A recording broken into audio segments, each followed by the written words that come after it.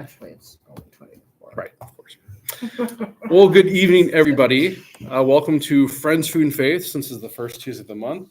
Today, we're going to be talking about annulments, which is a very interesting topic, I think, for some and for many. And primarily, we're just going to maybe talk about like the different misconceptions, like why do we have annulments, like what is the purpose of it, but also maybe address some of the misconceptions that people have. And the reason I kind of brought this up was I was listening to a radio station, Catholic radio station, a while back, and they were kind of talking about all these different things, including like cost and all that stuff. So we'll cover all that and how the archdiocese kind of approaches those things.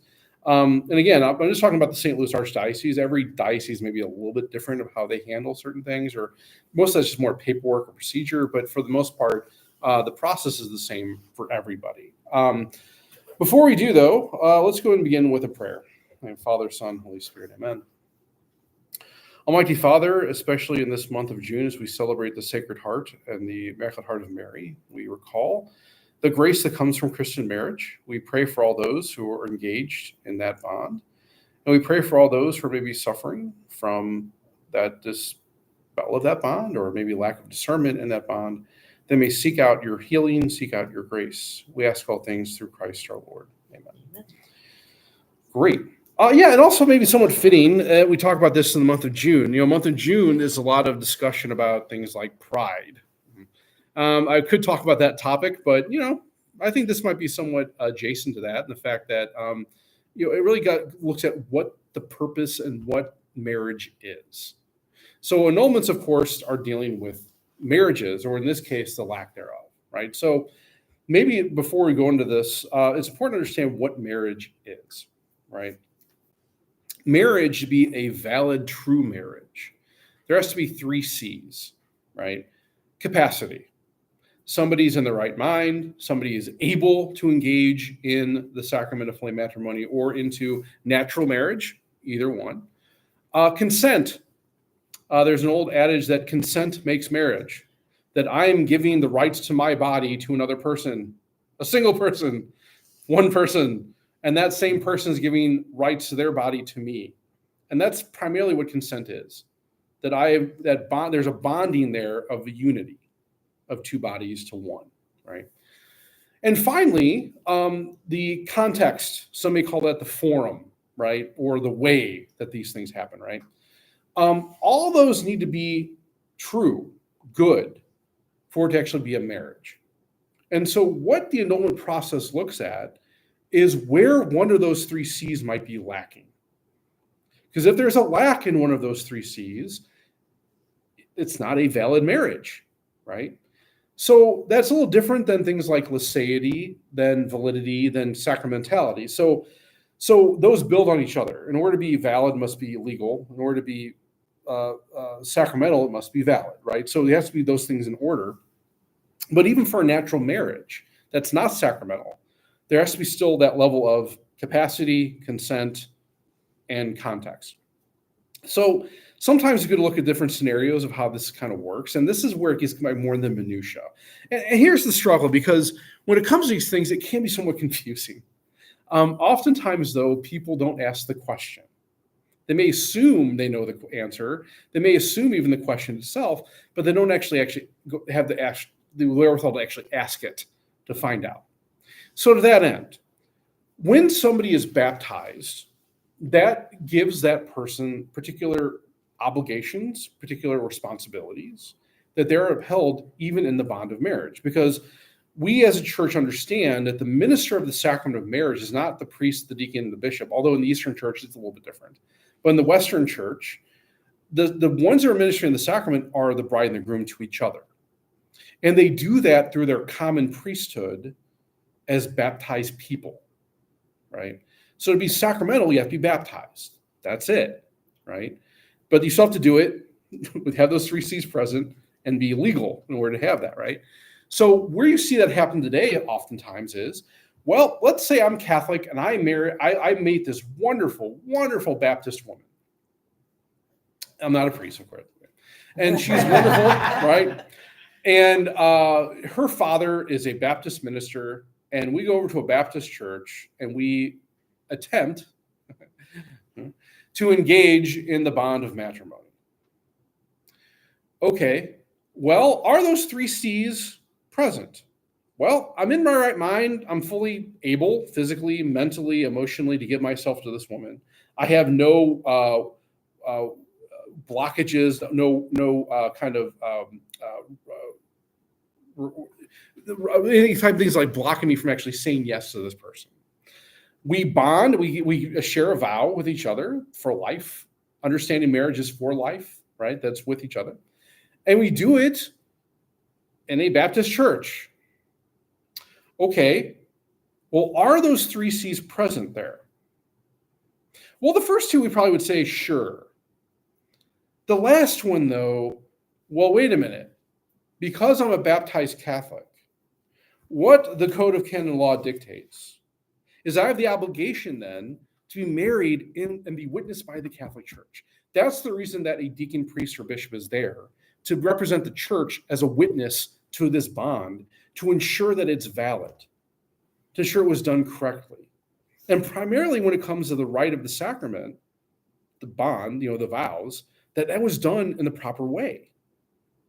Well, in that respect, then, in this particular marriage, that third one isn't there. And so if that context is not there, it therefore is not even a valid marriage, let alone a sacramental marriage. Because I had the obligation as a baptized Catholic to get permission, in reality, to what we call remove that form, a lack of form that can be validated by the church. That can be done. All I would need to do is go to my pastor and say, Father, I met this wonderful Baptist woman. Her dad is a minister. Because of that bond, we want to get married in the Baptist church. That would be reason enough to be dispensed from what we call canonical form. Do you have to go to the wedding and, but even if you're in the first or second pew, not as a guest of the wedding, do you have to be there? No, that's a great question, John. So the question would be, would I, as a priest, even if it's being done, let's say it's granted, right? So in other words, the bishop says, cool, that's a good reason to go and get married in the Baptist church. So we're going to remove canonical form for you. It'll still be a licit, valid sacramental marriage. So do I, as the priest then, or even the bishop for that matter, or a deacon, does anyone from the church need to be present at that wedding? Technically, no. Now, and that comes down more to the approach of the other party, right? So said that somebody had to be there to witness to make sure that it was okay. Well, but see, that's the thing, right? That would be kind of assumed already within that deliberation. Because it's being married in a Christian context, right? Okay. So, you're giving all really the sacrament, all the really the form of the sacrament is that you're pledging a lifelong commitment and giving rights to your body to the other person. So you just have to record it. Right. So, but technically I don't have to be there. Now the bishop may say it would be good if you are. And as a priest, I'd be like, it's probably good if I am. And maybe I could even ask, can I give the nuptial blessing maybe at the end, right? Well, a lot of there's a respect for the other denomination. So if the Baptist minister is like, no, we don't like Catholics, we don't want them there. Okay, cool, right? So personally what happened, I had a cousin, distant cousin, who met this wonderful Lutheran girl.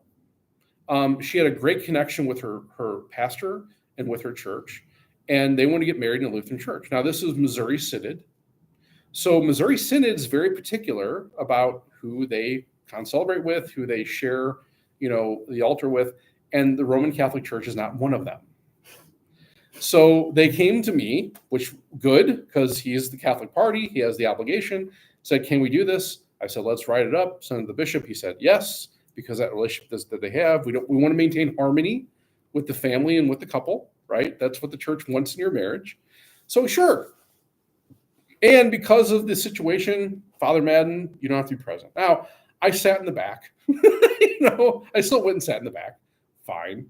I didn't have any liturgical or, sacramental, role there. And I didn't need to. But I felt I should, right? Personally. Didn't have to be there. I just did, right? But no, the Catholic minister, the Catholic clergy does not have to be present at these things, as long as that has been dispensed by the bishop. By the bishop. So and the archdiocese. now what brings up a situation may be, let's say that party didn't do that. Let's say the Catholic party didn't go through the process of actually getting the dispensation of canonical form. Should I, or can I, as a priest, be present? That's a different discussion. Because of the whether it's Scandal. Yeah. Right, because by being there, what I'm really saying is this is okay. Right. And Right. it really is not. And it's not. It's not. Right. So as I've had this happen in my family too, where I had a cousin that instead of coming to me for whatever reason, went off and did their own thing. And I guess they got a little runaround. So, I mean, I can't fault them, but they decided to go get married in another faith. That was the faith of the other party. Okay. But I was asked, oh, can I come? And I said, no. I love you. I want the best things for you. But by coming, what I'm saying is this is true. And it's not. Easier because you were just the cousin, not the mom or the dad. Regardless. Doesn't really- Regardless. If let's say with my sister. Sorry. Your mom didn't go? Well, I mean, I wouldn't go. I can't. So when it comes to, that's what I'm saying. I can say for me It's easy for you to I can say say. for me personally, but I mean, no, I mean, it's not as easy to say because like if I had a sister that got married outside of the church, it'd be heartbreaking for me, Yeah. right? I couldn't go. Now my mother, sure, fine, that's nothing wrong with that. The problem is the role that I'm in And the oath that you take. and the authority and the representation I have. That's the issue, right? Sure, whatever. So no, it can't be. So it can't be kind of. So what the point of this is saying that marriage can be complicated, right? But it doesn't have to be. Okay. So for a Catholic party out there, all you have to do is just go talk to your pastor, right? That's it. Or talk to a priest, doesn't it? Or deacon or a clergy. That's it. It's not a big deal, right? And all the church is really asking, what reason do you have? So can the couple go directly to the bishop or they have to go through Sure. the priest? They can. So Yeah. they do. As long as you go to a clergy, what happens in the Archdiocese of St. Louis, the way this works is for every marriage, there's what we call a prenuptial investigation. And this is a form that's filled out. It has basic questions about like name, age, date of birth, where you're living, parents' names. And they have certain questions that they ask as far as like, have you ever been married before? Or have you ever attempted to become a priest or a nun? Have you ever, do you intend a lifelong partnership with your spouse? Do you intend to have children with your spouse? All these things, right? It's just ask those questions, yes or no. And all those questions are being asked comes from this book to say that you have the capacity, you're able to get married. That's all it's really asking, right? And as long as you can answer those questions, then yeah, there's no objection, right? Canonical form comes from the fact that the person's Catholic, but that can be dispensed. It has to be dispensed by the bishop, but that form is filled out. It's submitted to the tribunal for the archdiocese, which is the representation of the bishop. And they say yes or no based on the reason. And the reason, it can be varied. Like I said, the reason, well, my cousin's wife, she had a great relationship with her pastor and we'll get married there. Great. It could be the fact that, well, there's not a lot of, we can't afford to get married in the Catholic Church. Well, that may not be a good reason, right? Because the church does not charge you to get married in the church. The church may ask for an offering, but that offering can be dispensed too. If you truly can't afford to get married here at St. Anne or a presentation, I'm not going to say, well, that's sorry, you're done. No one should be denied the sacraments because they can't afford the offering. That's a church law.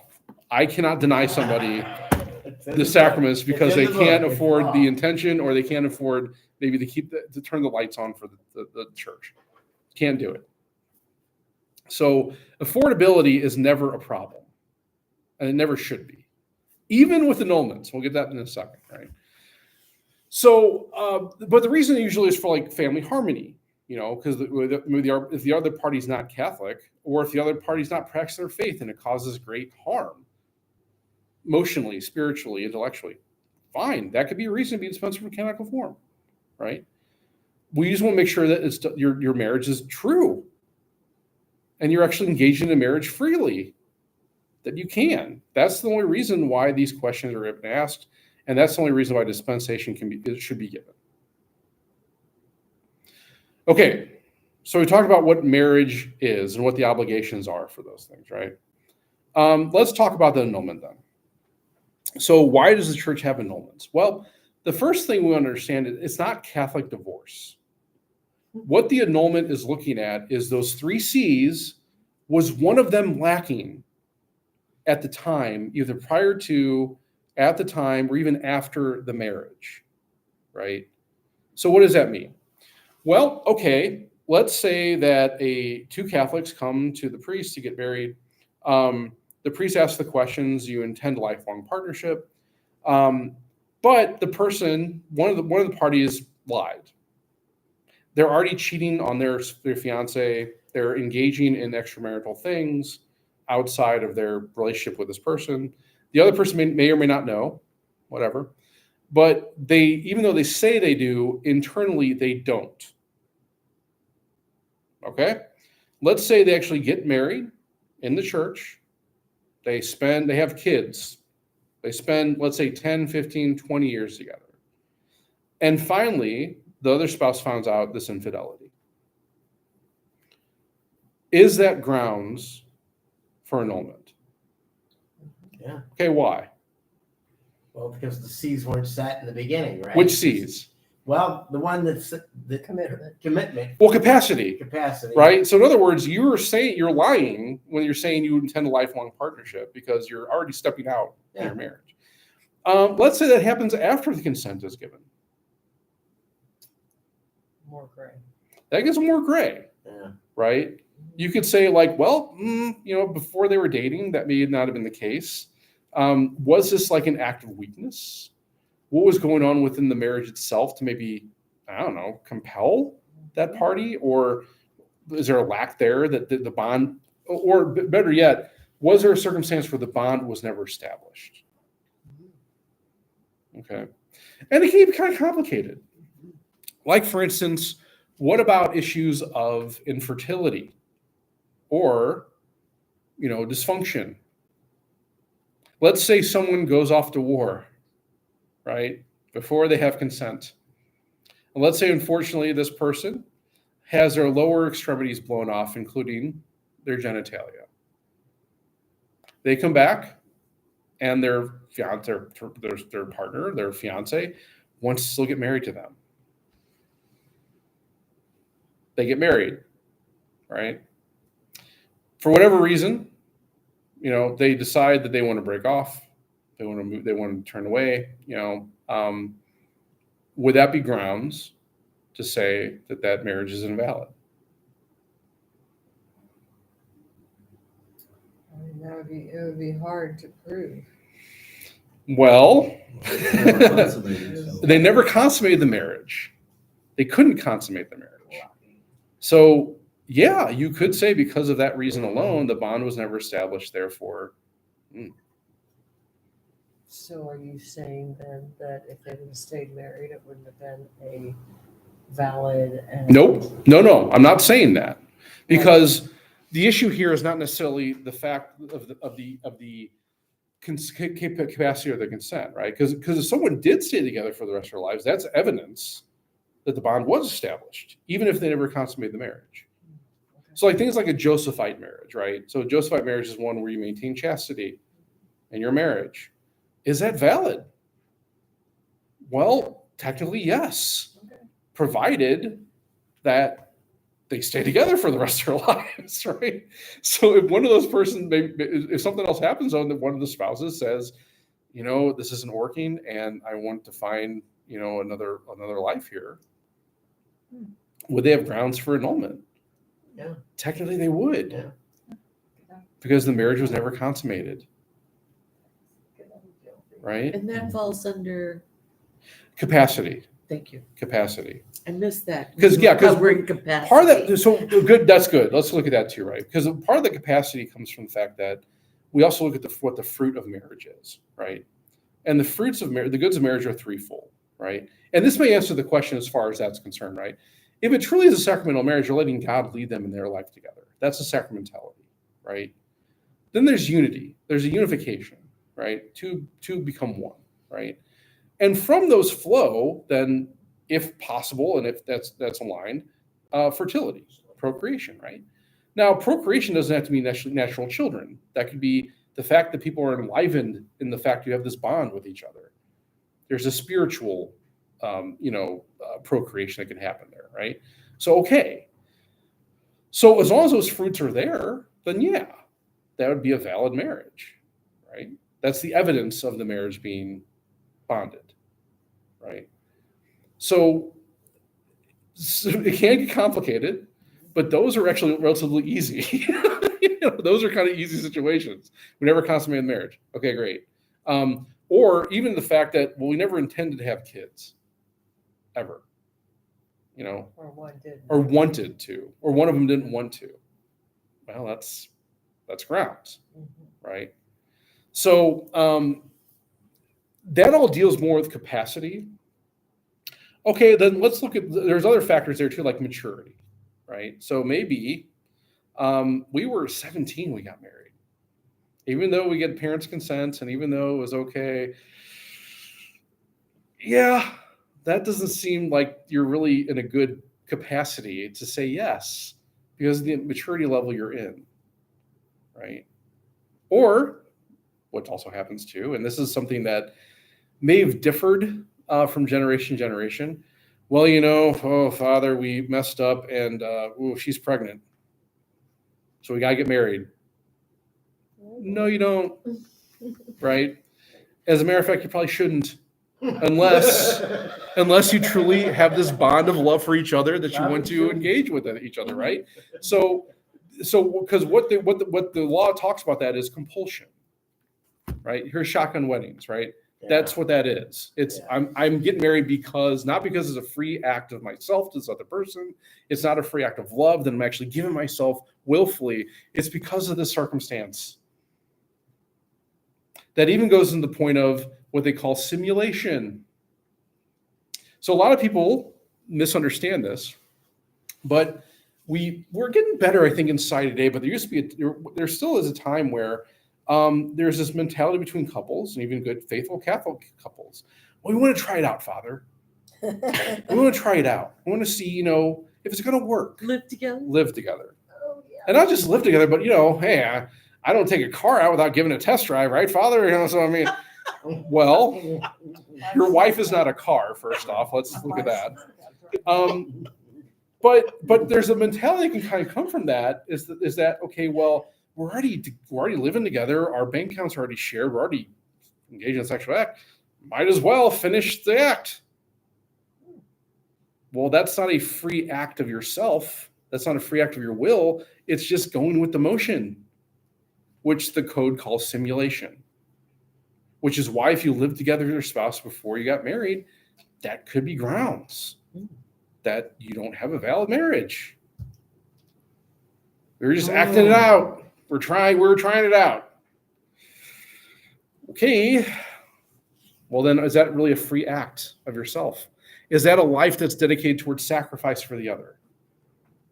Because part of sacrifice is self-control. Now, you could say that maybe this is like, okay, well, Father, he just lost his job. We have one income housing. We moved in together because our finances are screwed up right now. We want to eventually find a house. We're living in separate rooms, right? We're roommates, really. We're living as brother and sister. Okay, good, great. So there are circumstances where that could be allowed. But primarily what the code is looking at is, are you basically kind of going through the motions? And is the marriage ceremony just another action, not the action, right?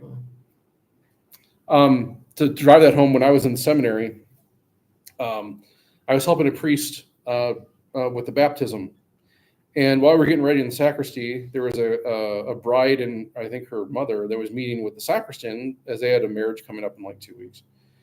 And we overheard the bride tell the sacristan, well, this is all a formality. So the priest noted it, told the priest that was going to actually perform, like witness the rite. And they made a note of it on the prenuptial investigation, that if an annulment came up, like, well, this was said. Yeah. Right. So that, again, is an act of simulation, right? There's a lot of them. There's a lot of them, you know. So all that deals with capacity, right? So is this person in a right mind? Mental illness. You know, if someone's seen a therapist for mental illness or even like experiencing, let's say, things like schizophrenia or bipolar, those can be grounds. Those affect your capacity to say yes, right? It's not that they will, but those could, if annulment would be brought before the tribunal, that would be grounds to say this person was not in right capacity to say yes to the other person, right? And that can be kind of controversial these days, but that's the truth. Yeah. Kathy, you were going to say something? Oh, you mentioned infertility. Right. So infertility could be, although that one's a little bit more difficult because the infertility would have to be the capacity not to engage in the action, the marital act, right? So because we always trust that even if, let's say, a couple is infertile, God can still work. And as long as you're actually engaging in action that can make babies, there's a possibility a baby can come, right? So that would not necessarily be grounds to annul, right? It may be a factor that can contribute, but that in of itself would not necessarily be a factor to grounds for annulment. Okay. So yes, yeah.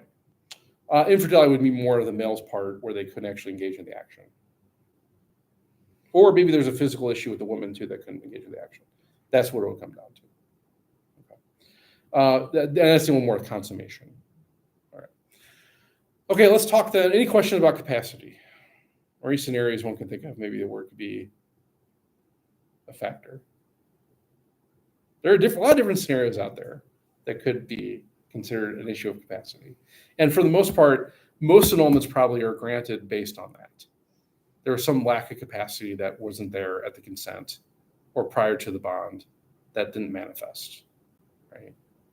Now that might be different than an issue that happens after the bond, because this is or after the vows are made. So could there be a scenario where that capacity is lost after the consent is given? Maybe. Those are a little bit more complicated, right? Because what you kind of have to show is that there was something that was manifested prior to the consent that came to fruition after the consent. So like, for instance, addiction, right? So, okay, when we were dating, everything seemed cool, you know, but after we got married, he started drinking a lot. He started drinking every night. He started drinking every day. His job was starting to get hurt. It really caused an issue in a relationship. Okay, well, is there some other issue that happened before the marriage bond that was could indicate this person had these addictive tendencies? Well, you know, yeah. There was like maybe addiction. There was a pornography habit. Oh, now you got over it. Okay. Well, it seems like that may have been there before, right? Or there wasn't any indication, and all of a sudden he started, you know, doing these things, or she started doing these things. Somebody can do that. Yeah. Well. So usually, what happens in those circumstances, the court will bring in an expert, usually a psychiatrist, psychologist, to kind of look at if there was any latency or anything going on that could indicate. And a lot of that stems from like childhood trauma. So they look at those factors and say, okay, well, yeah, this person had a really bad relationship with their parents or mom. And that's apparently manifested in this addictive behavior, right? Now that's outside the capacity of most priests. That's why they usually call an expert to look at those things. But that itself could also be, that's an indication that there wasn't the capacity there to say yes. And maybe it wasn't even inherent. Maybe it wasn't even explicit. Maybe the guy actually intended to say yes. But because of that lack, there was not the capacity to do it. Good. Consent. Consent, again, as we said, was okay. Well, there is a actual right to the other person's body that's given, that's actually expressed in a lifelong bond, right? So the church has specific vows that are said within the rite. Now, is it possible for someone to make up their own vows? Well, in the scenario we're talking about, let's say you have a non-Catholic and a Catholic. Maybe in some of those denominations, they would allow the party to actually make up their own vows. And that's why there might be some kind of a discrepancy, right? Because, you were asking earlier, well, does the priest have to be there to witness it, right? Well, in those scenarios, maybe. And maybe even the fact that the priest should be involved with the writing of the vows, because there has to be some expression of this lifelong partnership that ends in death that unifies the two people, right? So if one were to write their own vows and they say, oh, you make me so happy, and we love fishing together and traveling, and I never thought I would find another traveling buddy like you, and because of that, we want to get married. Fine, but is that actually a vow? Is that indicating a lifelong partnership to the other that is unifying? No mention. Right. No mention of it. So let's say the scenario we were talking about, where someone gets dispensed, and they go to the Baptist or Lutheran or whatever, or even the Justice of the Peace. Let's on the beach, non-denominational, whoever it is, and they get married. If there is something wrong in that consent, which it seems like there might be, that could be grounds for annulment, that there was lack of consent, right? The consent was not expressed in the proper way, and therefore there's no bond, right? The church is very good about the form of the sacraments, right? The reason the church has specific words that's used, because these have been handed down from generation to generation, and they express what's actually happening to the other person, to the matter, which in this case is the male body and the female body, that they're being unified in a way that's life-giving and that's also permanent, right? That it stays together for their life, because the purpose of that bond is to get the other person to heaven. That's the sacramentality. And if that's not expressed, then it would be the same thing as if I took a piece of bread and said, that is his body. It's kind of conveying the same information and maybe the same purpose, but it's not the same words. It's not done as the proper minister. And in that respect, that piece of bread then stays a piece of bread. So in the same way, if the consent isn't given properly, you don't have a married bond. You have just two people that are trying to live their life together. You don't have a civil marriage bond, or you don't have a. Well, who cares about civil marriage bond? So here's the thing, right? The Catholics.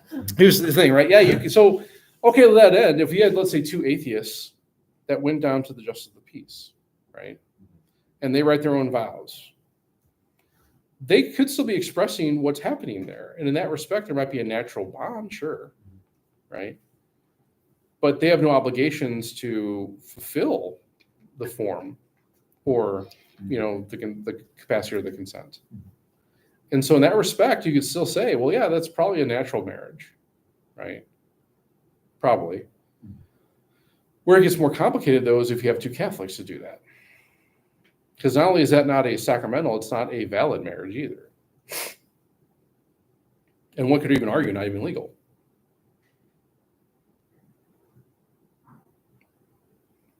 So there's these levels that need to be kind of met. These bars that need to be kind of observed. And so that's where it becomes problematic for Catholics who are getting married in any other way other than the church prescribes. Because what you're basically saying, there can be a willful rejection of it, in which case the problem there really is the objective sin that comes along with it, right? Maybe not mortal sin. So maybe if I didn't know any better and I go to Justice of the Peace and I get married to my wife and we start having kids, well, I mean, it still would be sinful. Maybe not a mortal sin because there's a lack of knowledge there, right? But surely venial sin will be involved because there's something objectively wrong that's happening. And that's what I'm saying. It gets complicated very quickly because then it becomes, well, what does the person know? What do they don't know? And that's why we can't say, even as a church, like, you're definitely in the state of mortal sin because you get married in the church. The question then becomes, did you know? Right? What did you know? What do you understand marriage to be? Right? It's a little more complicated than just what we see. But ideally, that's what you're trying to avoid, right? Yeah. So yeah, consent, and then of course I think we talked about it a little bit already with the context, right? So these things that we call the forum, that has to be done right too, right? So in other words, even if, let's say, I'm a Missouri Synod Lutheran, 2 Missouri Synod Lutherans, let's say, and their particular tradition says they must get married in a Lutheran church. But they disregard that and come to, let's say, I don't know, non-denominational, or go to the beach. Well, in that same way, we would say you're still rejecting the forum, right? Which that last C is not present for you. And so that wouldn't necessarily be a valid marriage. Maybe still legal, but great. I mean, these days you can marry a goat, and that'd still be legal, right? So, all right, fine. But again, what is the good and what's the good coming from it? Is it just the piece of paper that's saying you're not married with each other? Or is actually there's something that you've engaged in now that is life-giving, self-sacrificing, self-giving, and meant for sacrifice towards the other? And how would you know?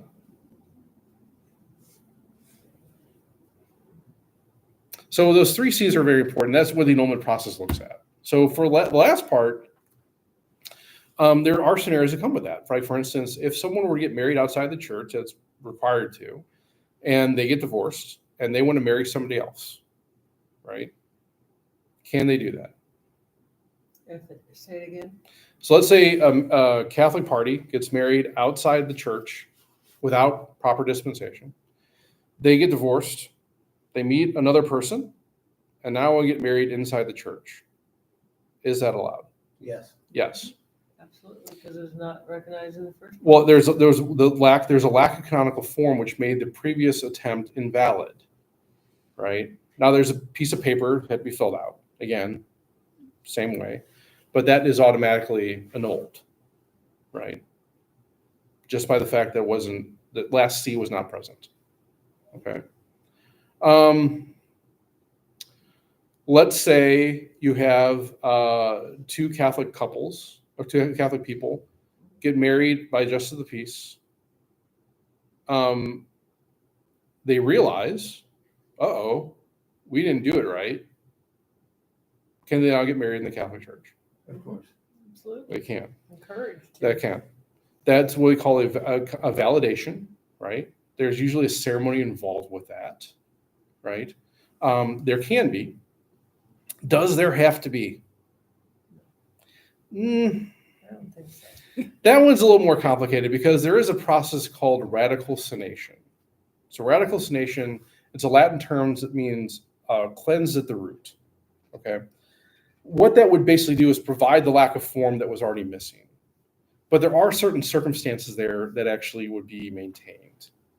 And it'd be like, let's say if you had a Catholic and non-Catholic, and the non-Catholic party is very much opposed to the Catholic Church.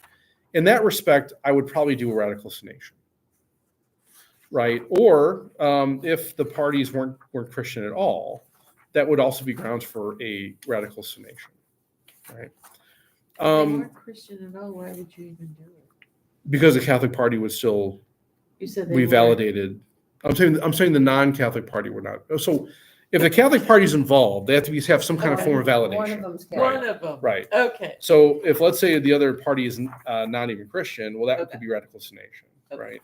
So the point of these are you're basically providing the context where it was lacking before. And whether it's done through an actual mass and ceremony or whether it's done through the church just saying whatever you guys did was fine, that's what the radicalization does.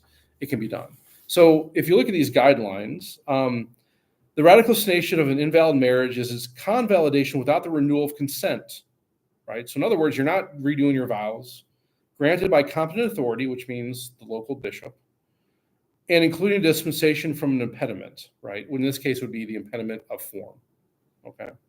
If there was one, and from the canonical form if it was not observed. Okay, so it's basically, let's say someone was,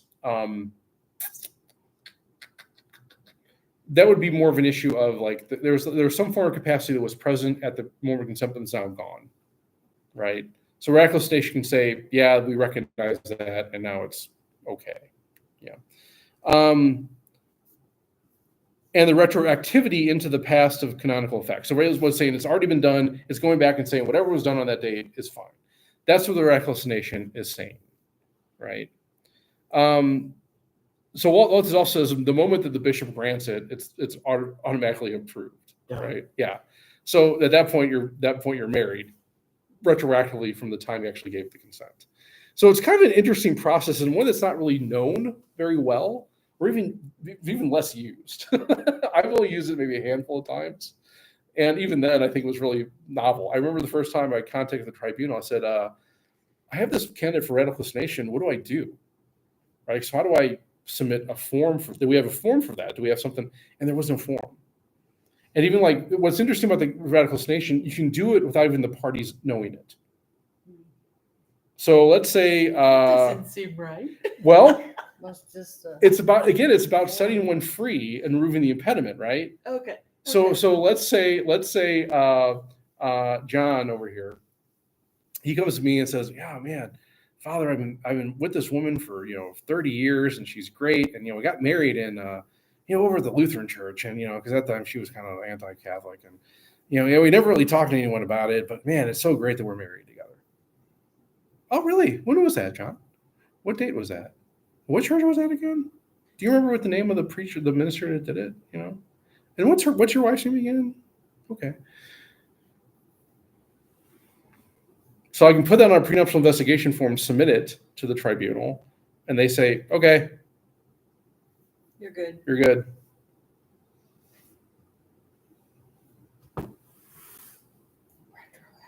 Retroactive. Yeah.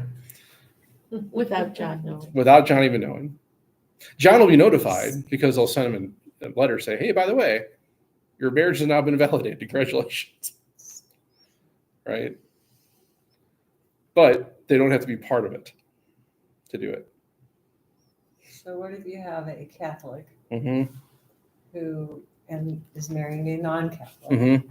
and the Catholic is not practicing? Christian, non-Christian. Doesn't really Doesn't matter. matter. Doesn't That matter. wouldn't matter. You got the Catholic who's Catholic, but the Catholic's not practicing. You got the non-Catholic who doesn't care one way or another.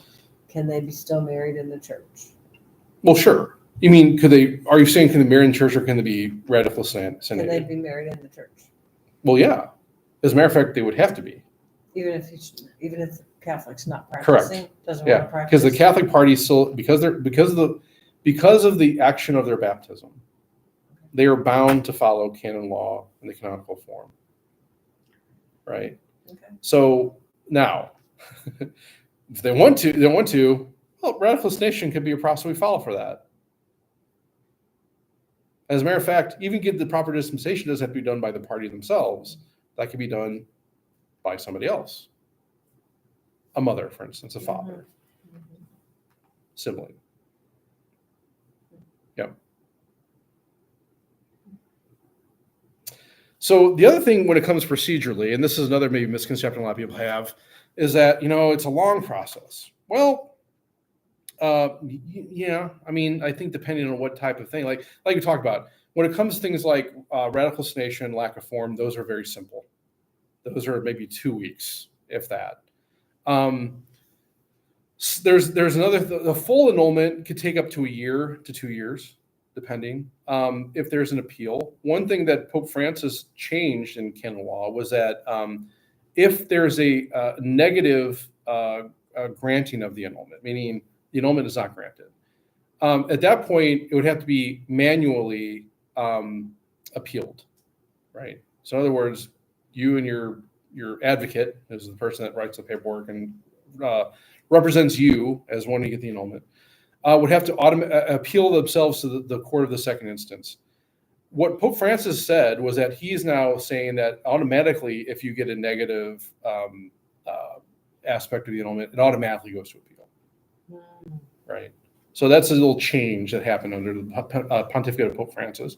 That's nice. Yeah, I think it is. I think it, now. I think the other thing too is a majority of annulments that actually go through or get a positive a prospect. Very few these days go through and don't. And if they don't, it's probably because your advocate didn't know what they were doing or didn't give a good enough argument to what was actually happening here, or if there's something lacking in what was discovered. For a full annulment, that's usually how it works. You go to a priest, you go to a clergy. They fill out an application with all the pertinent information.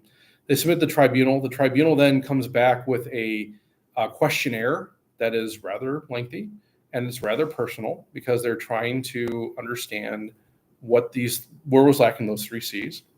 They also ask the advocate to do what they call a libellus, meaning understand which codes are being applied here that you're trying to argue, right, in the canon law.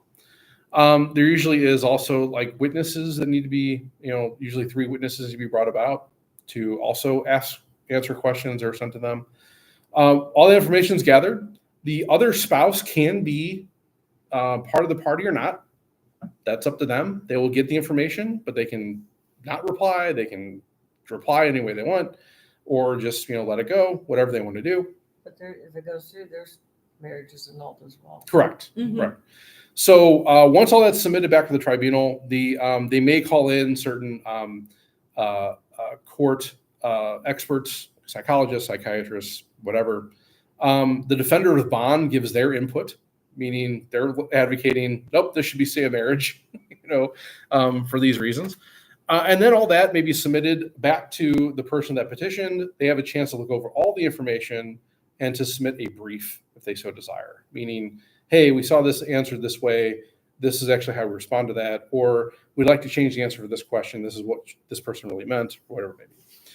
That then goes to the judge. The judge then deliberates and then gives a ruling, right? So all that can take up to a year. There's a quicker process that lasts like a couple months. That's like one of those where it's like both parties are involved and they both understand that there was a lack of something there and they both agree on that. That can only take like a month, but a full annulment takes anywhere between a year to up to 2 years, right? There also is another form which is called it's called a favor of the faith. It's also known as the Pauline privilege. So if a Catholic or if a Christian were to marry a non-Christian and they end up breaking up for whatever reason, the Pauline privilege could be invoked to automatically annul that marriage, even if got dispensed from a local bishop. That goes to Rome. That takes about maybe 6 months, but it's a rather quick, easy process. Who in Rome? The Holy Father. Ah. Or the Roman Rota, the High Court there. Yeah, there is the Holy Father's representative. Okay, Yeah. so the time that we didn't have a Holy Father. Yeah, everything was put on suspension until that happened. Okay, so Yeah. his Right. representative couldn't do anything. It depends on how far along the case may have been. Okay. There are certain internal workings that could be probably Okay. done. Yeah. So that's primarily how most annulments work. It's either the full case, a favor of the faith, meaning a Pauline privilege, or there's a lack of form, or radicalization. Radicalization are more about validations than really about annulments, though. Okay. So those are the kind of 3 main ones. Cost. A lot of people have a lot of misconception about cost.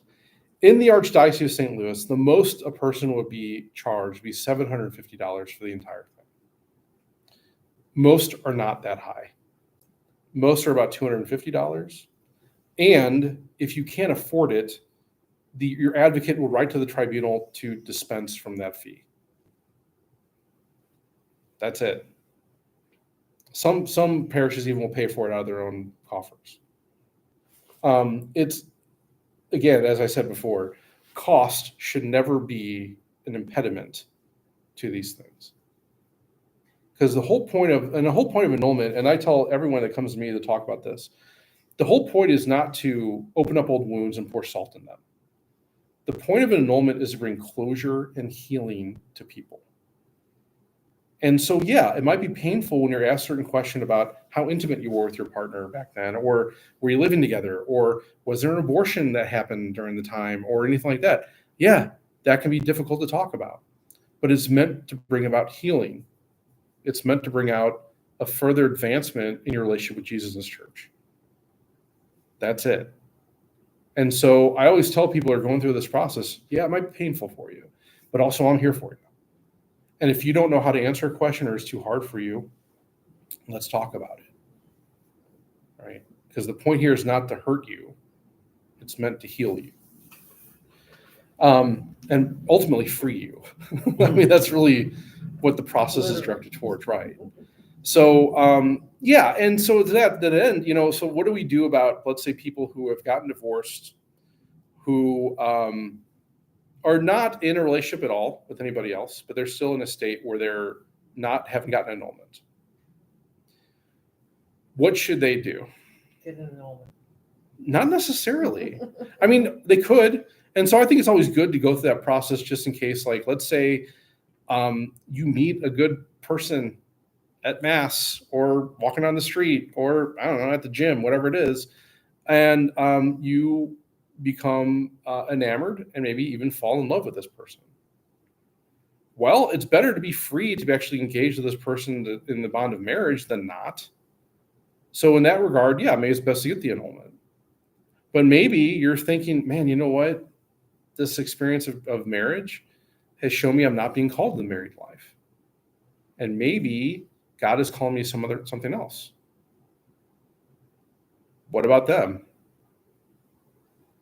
Yeah, they probably wouldn't need it then, but it's why it wouldn't hurt. So I think the question here is, and this happens sometimes. I have people in my family, and this kind of goes to show maybe the lack of understanding or how we've developed as a church in some ways, who've got divorced and for the longest time just didn't go to communion. Right. How come? Well, because they're divorced. Mm-hmm. They're not remarried. Right. Oh. Right. But that's the thing. The conception was, I'm divorced. I cannot engage in the sacraments of the church. I have been excommunicated, Oh. even though the church has never taught that. Yes. Right. No, you are still in good standing with the church. Mhm. You are in a married state and you should live that way, where that means, celibate right now or whatever it is, or trying to, if it's trying to reconcile with your spouse, whatever it is, but that does not bar you from the sacraments. You need them more. Right. Mhm. That should never bar you from the sacraments. We know that now, but that wasn't always. Right. Interesting. Mhm. So now if you do, let's say, have a divorce and you meet someone that you're really enamored with and fall in love with, and you go out and you then get married outside of the church. What should you do? Well, you can't go to communion. Like you could legally, according to the church, but Well, you really shouldn't. So according so to that the so soul. that depends, right? Because let's say you are engaged in a legal marriage. The question They that never would got an annulment. never got annulment, but the question that comes down to is, how are you living your life with this other person?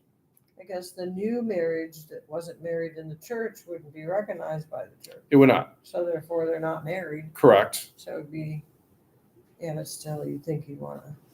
Yeah, I mean, so again, Get it all right because when we talk before you about, there marry. shouldn't be any impediment from going and getting an annulment, right? You should probably seek that out if you can. what I'm saying though is, if let's say you are remarried, as long as you can live with each other as celibates, meaning as brothers and sisters, even if you fall, let's say, and you do engage in the marital act outside that bond, you can still go to confession, you can still receive the sacraments, you can still do those things, provided you you just try to not do those things, right?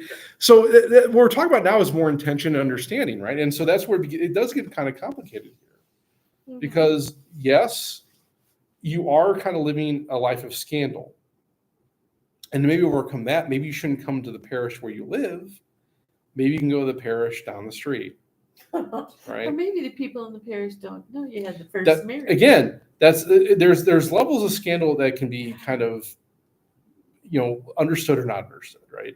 And today's society, scandal has kind of a different understanding than it did 20, 30, 40 years ago. So where does the level of scandal and the form of judgment come in? Well, the form of judgment comes from God. I know, Right. but I mean, like, if you're scandalous in your parish, isn't that because people in the parish are judging you?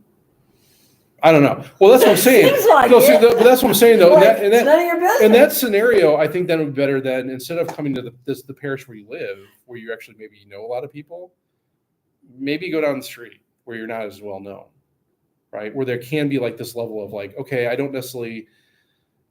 The scandal will be reduced based on that relationship and knowledge, right? So if I go to another parish where I'm not known, and I'm trying to maintain celibacy, I'm trying to maintain a chaste life, even though I'm in a civil marriage. I know people know me at that other parish. I'm going to go down the street where I'm not known, and I can still engage with the parish. Sure, maybe that's the way you overcome that, right? There are pastoral ways that can be brought about in this, right? So we want to be able to free people, but to the same point, I would say you still want to try to pursue the annulment so your marriage can be validated in the church, right? So I'm not saying you shouldn't do that. I'm just saying that there are. I'm just saying there are scenarios. Well, but even then, right? I mean, let's say the annulment is granted. There's going to be scandal in the fact that people knew your other wife, or maybe your first wife is still in the parish, right? So yeah, I mean, so again, there's these levels that need to be maintained, and pastorally, there are different ways you can probably approach that, right? Mhm. But I would say to avoid scandal, there are ways that you can still engage with the sacraments that are good and healthy, but you should also try to seek the annulment, right? We have someone from Uganda.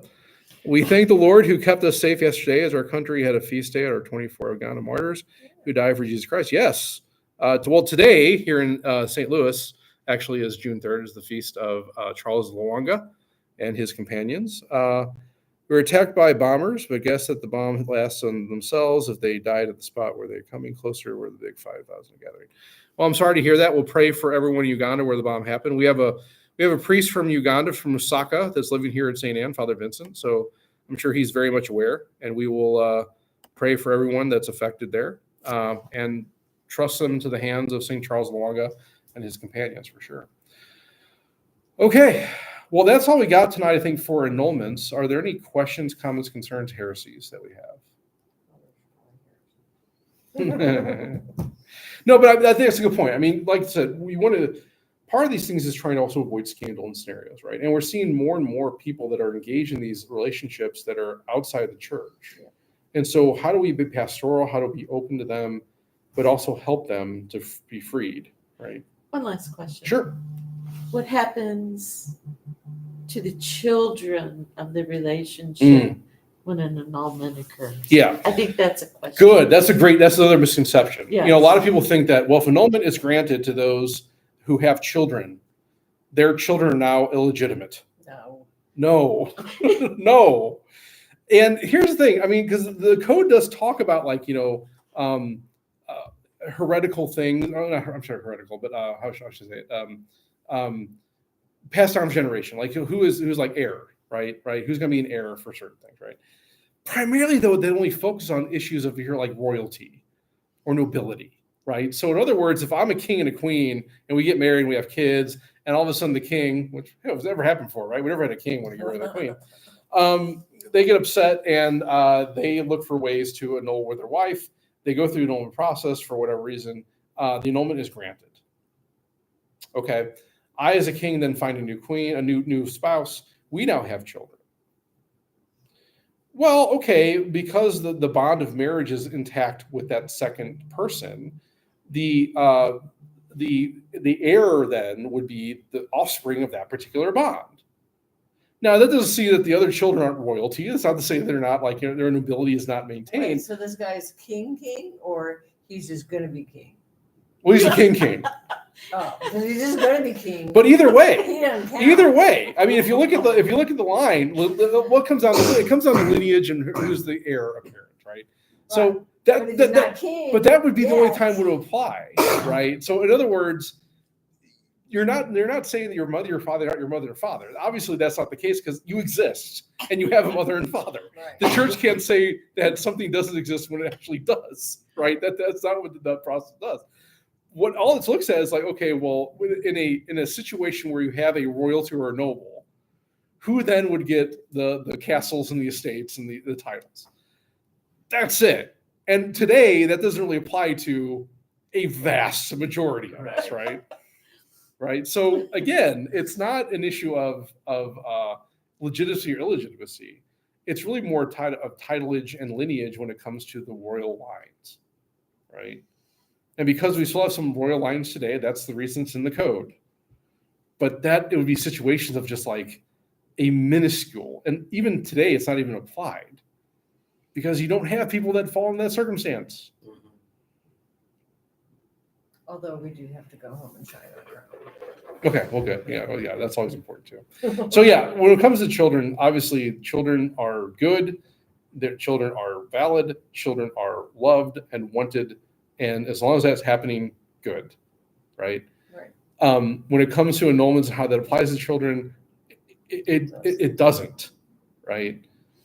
Unless you're a king or a queen or you're a lord, So you might have to worry about it then. Otherwise, you're fine, right? I had heard a long time ago, before Vatican II, that if you were a male child and your parents got annulled, then you couldn't become a priest. Say it again now. Say it again, Kathy.